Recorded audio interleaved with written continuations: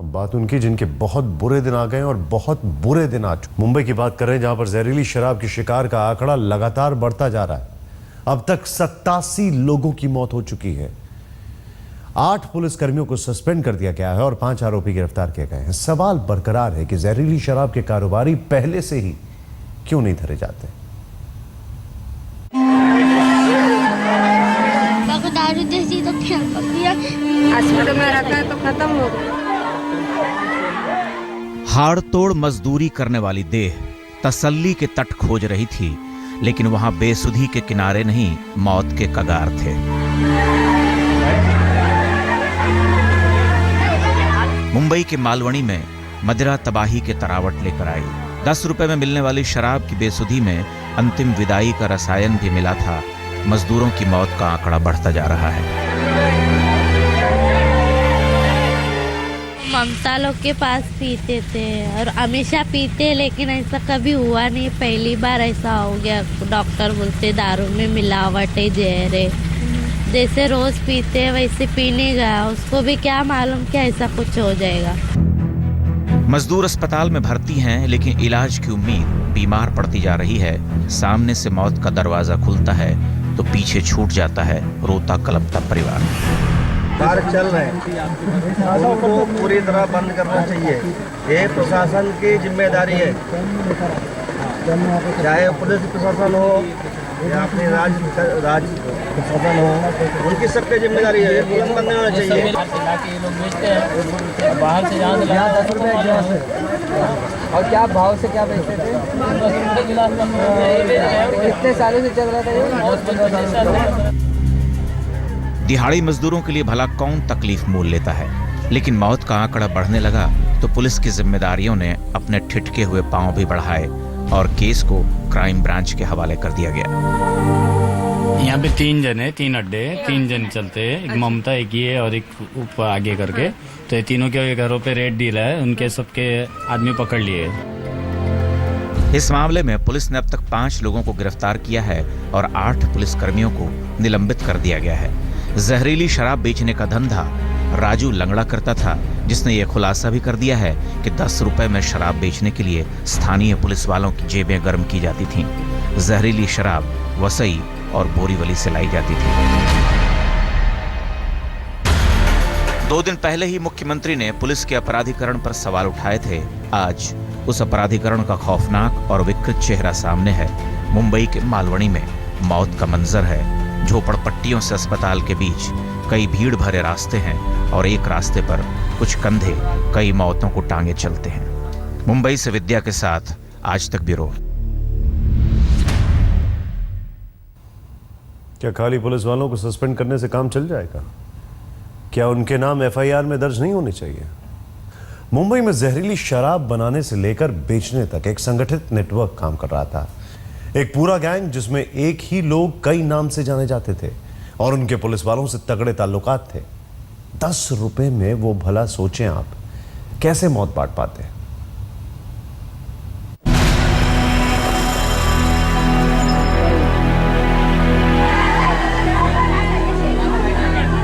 इस लंगड़े शख्स ने 87 इंसानों की जिंदगी पर लंगड़ी मार दी। बैसाखी के भरोसे चलने वाले मौत के इस सौदागर ने सैकड़ों को बेसहारा कर दिया।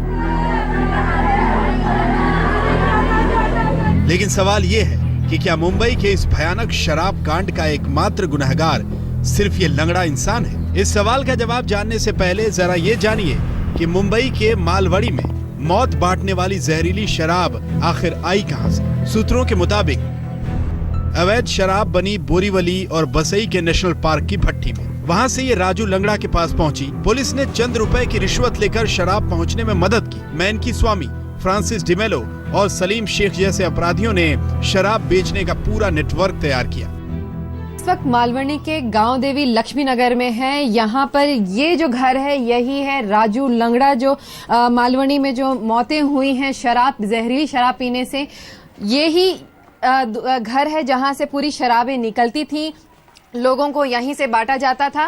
राजू लंगड़े का ये घर है, यहीं से थोड़ा सा जो प्रिपरेशन है, कॉन्कॉक्शन है, वो जो बनाया जाता था वो यहीं बनाया जाता था। इसके अलावा यहाँ से बेचा भी जाता था। आसपास की कई सारे जो लोग हैं, इन सबको यहाँ पे पता है कि ये काम यहाँ होता था। मुंबई पुलिस की नाक के नीचे अवैध शराब का नेटवर्क इसलिए फलता फूलता रहा क्योंकि खुद पुलिस कवच बनकर काले कारनामों का बचाव करती रही। राजू लंगड़ा ने खुलासा किया है कि कैसे सिर्फ 600 रुपए की रिश्वत में मुंबई पुलिस बिकती रही। ये वाला जो आप घर देख रहे हैं, ये है ममता का घर, जो यहाँ पर शराब बेचती थी। इन यहाँ के लोगों से बातचीत करने पर पता चला कि यहाँ पर ये अपने एक बूढ़ी दादी के साथ रहती थी ममता, लेकिन इसके अलावा और कोई नहीं रहता था। फिलहाल पुलिस ने इन दोनों को ही गिरफ्तार कर लिया है।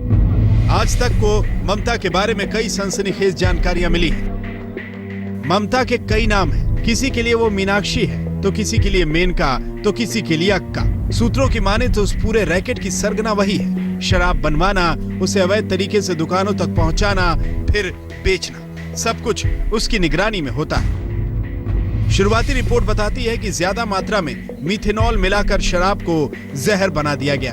2004 के मुंबई के विक्रोली में जहरीली शराब पीकर 87 लोगों की मौत हुई थी। उनमें भी मौत की वजह मिथेनॉल ही था। लेकिन मुंबई पुलिस के विवेक और ईमानदारी पर भी नशा छा गया। नतीजा सामने। मुंबई में विद्या के साथ आज तक ब्यूरो। नाम ममता और काम इतनी क्रूरता का। आखिर मुंबई की झोपड़पट्टी में तड़प तड़प कर मरने वालों का कसूरवार कौन है? कैसे मुंबई पुलिस कटघरे में खड़ी होती है? हमने इस बारे में मुंबई पुलिस के पूर्व ज्वाइंट कमिश्नर वाईसी पवार से बातचीत की। जिम्मेवार किसको मानता हूँ, इसका एक ही जवाब है, वो सरकार। क्योंकि ऐसा है कि जो कानून है आज के इस देश में, पुलिस को तो मालूम रहता है, लेकिन पुलिस की सिचुएशन आप देख लीजिए। एक तो ये गैर कानूनी धंधे होते हैं, लेकिन इनका कोर्ट में क्या नतीजा होता है, इसका नतीजा क्या आता है जब पुलिस ये देखती है कि ये कुछ भी करने से कुछ फ़ायदा नहीं है, क्योंकि केस करते हैं तो वो जमानत पर इमीडिएट छोड़ना पड़ता है। तो बाद में ये ऐसा हो जाता है कि वो धीरे धीरे फ्रस्ट्रेट होने के बाद में अपना पैसा अब तक कलेक्ट करना चालू करते हैं, क्योंकि अपन रोक नहीं सकते, तो कम से कम पैसा आता है वो लोग। कार्रवाई की है, कड़ी कितनी है ये वक्त बताएगा।